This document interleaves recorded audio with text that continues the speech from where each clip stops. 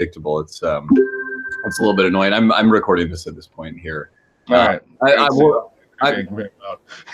Yeah, no, I'm not gonna. Yeah, we won't include any of this stuff. it'll be pretty clear here. I'll ask you some questions, and we'll kind of roll through everything. I actually did have to. I had the questions pulled up. I did have to. I did move them to find the meeting link again. So just give me one real quick second here. I'm just going to pull up the questions. I got them right here. The good news is I think I'm finally opted into that email network. Good. I'm really sorry. 4 times. I'm really sorry about that, Brad. Thank you for. It's not your fault, man. No, I know it's not my fault, but it sucks. It's just like annoying. It's like, I see Brad opted out, and I'm thinking like, I know Brad's not opted out, and sure enough, you're like, yeah, I didn't do that, and I don't know, it's acting kind of weird. I think I figured it out at the end. Was there was a box at the very bottom that you have to uncheck that says, because it's like you check which ones you want to subscribe to, and obviously I'm not trying to get coupons and stuff. So like, right. I unchecked all the ones I wanted, but then at the box, there's the very bottom. There's like, uncheck this one if you want to make sure that you're not unsubscribed from all of them. And so it was like a weird, like double thing that at the end I had to get, and I finally like figured a double negative almost. Yeah, that's weird. Yeah. I guess why make things simple when you can make things super confusing? Convoluted. That's the wedding way. I don't know. I think it's a little bit odd myself. But we have been making a lot of changes internally to something more automated. And honestly, it really is better. Like it is. I've seen the benefits. Help you out. Yeah, it helps us out for sure. The issues with it though are starting to pop up as well, which we expected. But yeah, there's kinks to still be worked out, and we hope to get through them by June for sure. But is that what we're about to pick up? You think things going to start coming back around April, May? I don't know. I mean, when people cancel again. I've been so tired of not doing weddings. I realized like how much I need it for my emotional well-being, like getting the praise from everybody, like doing a good job, and then like seeing everyone, right? Like, fun. Like, it's important, to like feel that. But then it's like it's all missing this year. I know. I agree completely. Yeah, I mean, it's good to hear that you've been missing that. I mean, I know you love the job and everything, but yeah, that's the hope is that. I mean, we have a lot of events scheduled basically in June. Right. So as it sits right now, they're scheduled to happen in June. I'm going to prepare for them to happen in June, and whatever it happens with this. Right. All we can ever do is play it by ear. Yeah, exactly. But yeah. Well, thanks again for taking the time to do this. So I'm just going to start by just asking this question. I'm just going to say, what is your name? How long have you been with Bellagala? So you can just simply respond by saying, my name is Brad. I've been with Bellagala for X amount of years or something like that. So first question I'm going to ask you is, what is your name and how long have you been with Bellagala? My name is Brad Colomb, and I've been with Bellagala 5 years now. Perfect. Has it been? It has been that long, hasn't it? That's you guys just sent me the pin in the mail and 3 uninflated balloons, which my cat immediately ate and threw up. Oh, I'm glad that she threw them up because otherwise, I was like, oh, that would be expensive if she tried to digest those. But yeah, I got the little pin, and I got the custom mask and the sunglasses, which are prescription, so they don't do a whole lot for me. But good. Well, I'm going to do my Blues Brothers thing. I'm definitely glad you got the pin because you deserve it. I don't know if a pin matters to you or not, but to be here for 5 consecutive years, I mean, that's awesome, and it's kind of crazy how quickly time goes. What made you initially want to become a DJ? I mean, what initially kind of sparked your interest? Well, I was at my best friend's wedding, and this is what before this I had done one wedding. I had DJ'd a wedding for a friend who had double booked himself, and I just kind of worked off of his equipment. That was the first taste of it. Then a couple years later, I went to my best friend's wedding. I was the best man there, and I just saw how much fun the DJ was having, and like my background has been in live performance and master of ceremonies. I've been doing that since I was 14 years old. When I was 14, I was emceeing my freshman prom.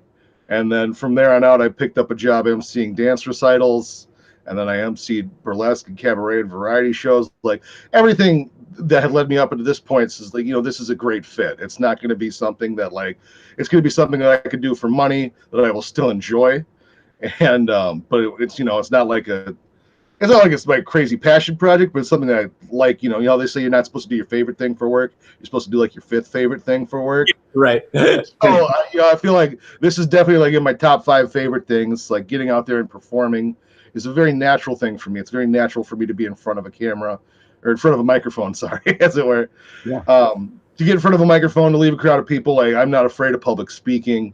None of those sort of things faze me. So it's just a real natural fit for me. When I realized that I was like, this is a job I have to have. So I went and I Googled wedding DJs in Minnesota. Bellagala was one of the first links that popped up and said, contact us about jobs. And I did. Didn't take very long. Yeah. So we got together. Yeah. I'm very glad that you did contact us, because like you said, it's been 5 years that you've been with us. In that time, do you have a rough estimate as to how many weddings you have completed? Yeah, about 150. About 150. Yeah, that sounds about right. I was on pace to pass 150 this year, but then obviously all the cancellations kind of got me stuck around that area. So exactly. Well, the hope is that we'll get you going here in 2021 with quite a few more events. Yeah, like 2019 when I had like 65 events for you guys. Yeah, that was a busy year for me. I could do one of those again. Yeah, I was about to say, I mean, you've been, very regularly one of our most sold DJs, one of the DJs that couples are most interested in booking time and time again. A lot of that has to do with the reviews you have online. You get excellent reviews from your couples. They post very, very nice things about you. What do you find to be the key, not only in like getting them, not in the review itself, but just in providing that next level kind of wow experience that we strive for?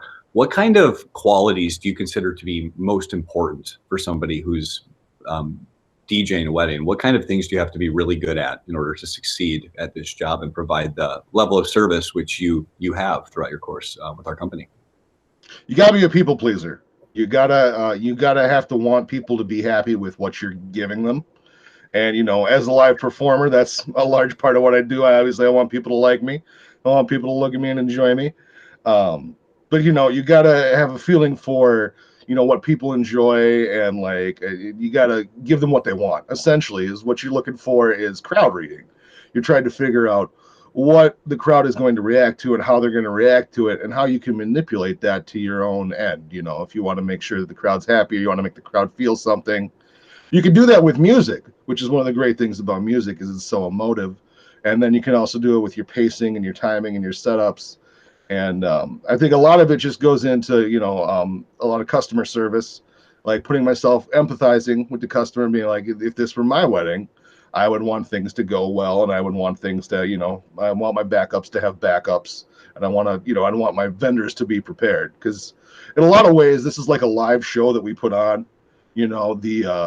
The bride and the groom are the star of the show, and they get to write the script, and then we're the sound guys, we're the tech crew, we're the ones that get to make it happen when it actually goes down. So there has to be that, it has to be a level of, you got to know what you're doing. You got to have that level of professionalism, and you got to want to make sure that people want you. You got to please people.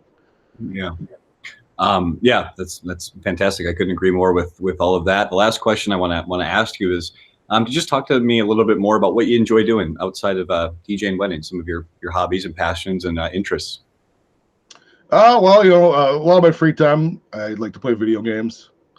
That's, always been a big time thing for me. I like to play on PC. I'm not much of a console gamer anymore. I made the switch a few years back, and it's hard to go back to those slow loading consoles now. I got you. I respect that. Otherwise, I play a lot of music. I like to play, acoustic covers of rap songs on my ukulele. I like to play, old folk and country music, Americana and bluegrass, that sort of thing.